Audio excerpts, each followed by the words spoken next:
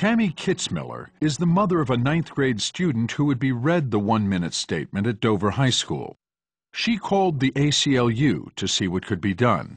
I just didn't agree with what they were doing. I did not like how they were trying to mix religion and science. We had parents, we had students, we had teachers, all calling us and saying, hey, there's a problem here, can you help us? And we said, sure, we'll help you. On December 14, 2004, 11 parents of Dover school students, including Tammy Kitzmiller and Brian and Christy Ream, filed a lawsuit in federal court in Pennsylvania, alleging the Dover School Board was violating their constitutional rights by introducing religion into science class. They would be represented by the ACLU, which had joined forces with the organization Americans United for Separation of Church and State and Philadelphia law firm Pepper Hamilton. Eric said at the time, "This is the case I've been waiting for my entire career." The school board would be represented by the Thomas More Law Center, the firm that had told Bill Buckingham about the Pandas book. A court date was set, and as depositions were being taken, the science teachers took a stand of their own against reading the intelligent design statement. We stepped up and said, we're not going to read it. We met together and agreed that as a unit, we would stand together. I mean, I have principles and standards of my own, and there was no way that I was going to go into a science classroom of mine and make a statement about this so-called intelligent design, knowing full well that it was not science. They notified the board of their refusal in a memo that proclaimed, "Intelligent design is not science. Intelligent design is not biology. Intelligent design is not an accepted scientific theory."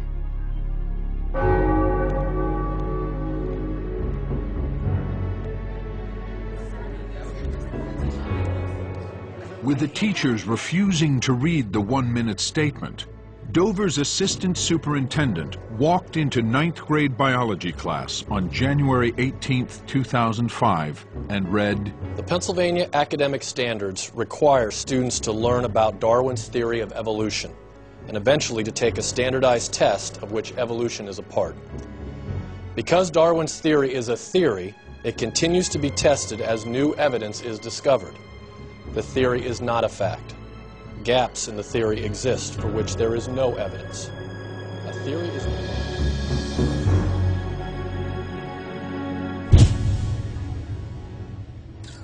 On September 26, 2005, almost exactly a year after the school board passed the intelligent design policy, 6 weeks of testimony in the case of Kitzmiller versus Dover Area School District got underway in federal court in Harrisburg, Pennsylvania. Good morning to all of you. Are you prepared to open? Yes, I am. You may do so. My co-counsel and I represent 11 parents who are challenging the Dover Area District School Board's change to its biology curriculum. Dover School Board members announced their interest in the topic of evolution in starkly religious terms. They looked for a book that could provide a religious alternative to evolution, and they found one here in Of Pandas and People. They did everything you would do if you wanted to incorporate a religious topic in a science class and cared nothing about its scientific validity. Patrick Gillen, Your Honor, on behalf of the defendants in this action, the Dover Area School District and its Board of Directors.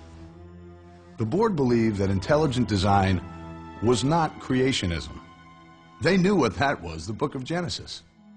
They believed it was a legitimate educational goal to make the students aware of the existence of another scientific theory. Defendants' experts will show this court that intelligent design theory is science. It is not religion. This expert testimony will also demonstrate that making students aware of gaps and problems in evolutionary theory is good science education. It's good liberal education.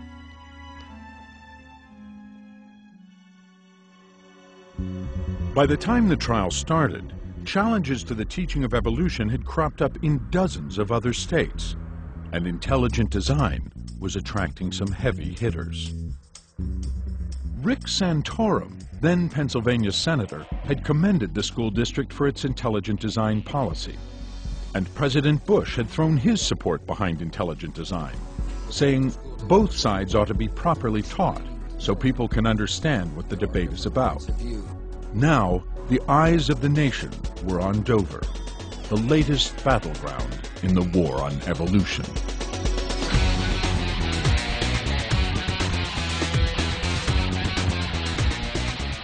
Now, I don't want to sound melodramatic, but I actually think very important things were at stake. One is the future of science education in this country. If a school board could do this, what would prevent them from doing more things like this in other classes, presenting pseudoscience or pseudo-math or pseudo-history in promotion of one particular religious view? It's wrong. Does science education have to be so narrow, so technical, so deferential to the existing paradigm that we can't even introduce students to what may be the next great theory? Presiding over the case would be Judge John E. Jones III. I could never have imagined in August of 2002 when I took my seat that I would be presiding over a case that would attract literally worldwide attention. Jones had been recommended for his position on the bench by Senator Santorum and appointed by George W. Bush.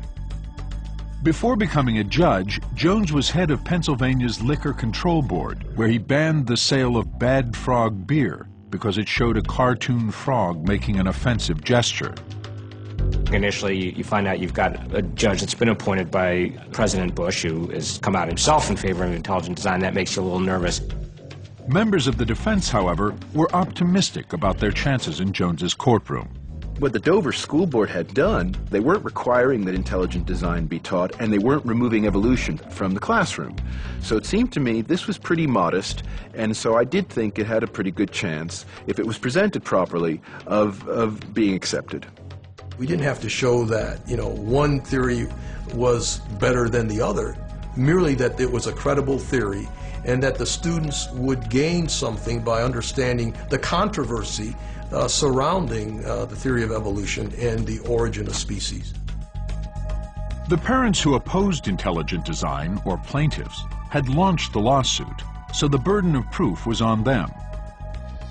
And because the parents were asking for the teaching of intelligent design to be halted, an order that only a judge can render, there would be no jury.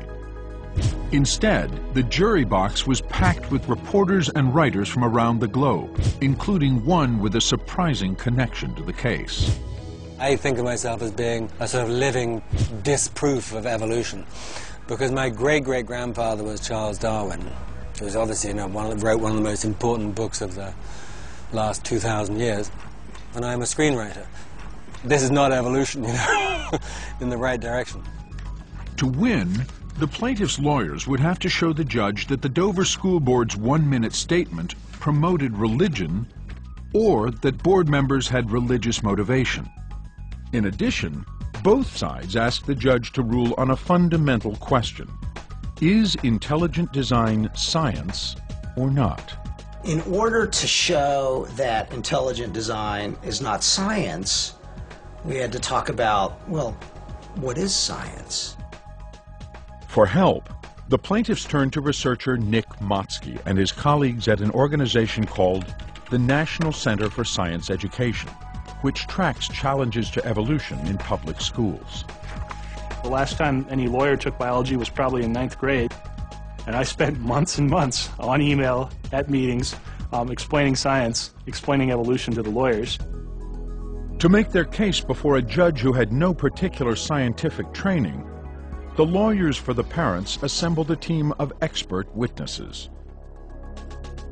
And as their first witness, they called biologist Ken Miller, co-author of the textbook that Bill Buckingham had called Laced with Darwinism.